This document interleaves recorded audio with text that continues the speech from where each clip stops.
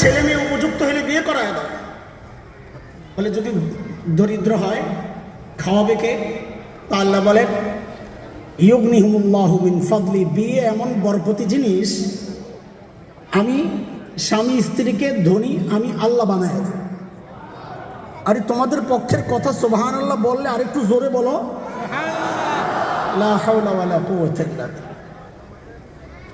মাওলানা তারেক মাসুদ হাফিজাহুল্লাহ সমাজের এই নোংরামের বিরুদ্ধে লড়াই করতেছে। আমরা তো হাসি তামাশার মধ্যেই জিনিসটা দেখতেছি না। তিনি মডারেট মুসলমানদের বিরুদ্ধে যুদ্ধ করতেছেন, তিনি মডার্নিস্টদের বিরুদ্ধে যুদ্ধ করছেন।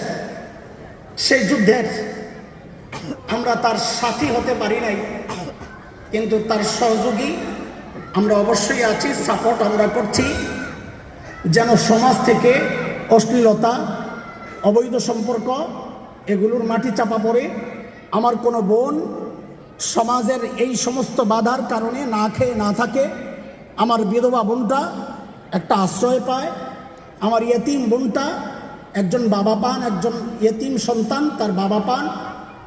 এই যে মনের যে ওনার উদ্দেশ্য চাওয়া, সেই হিসাবে যাদের সামর্থ্য আছে আমরা চাইলে করতে পারি। আমাকে একজন জিজ্ঞেস করছে, হযরত প্রায় আপনারা উৎসাহিত করেন, আমরা উৎসাহিত হয়েছি, আর করা লাগবে না, এখন টিপস শিখাইয়া দেন প্রথম বিবিরে কিভাবে ঠান্ডা রাখবে, এই টিপস শিখান। উৎসাহিত হয়ে গেছি, আর লাগবে না। ভাই আমি যেহেতু করি নাই, আমি এই বিষয়ের সিস্টেম জানি না, যারা জানে ওই প্রশ্ন তাদের কাছে রেখো।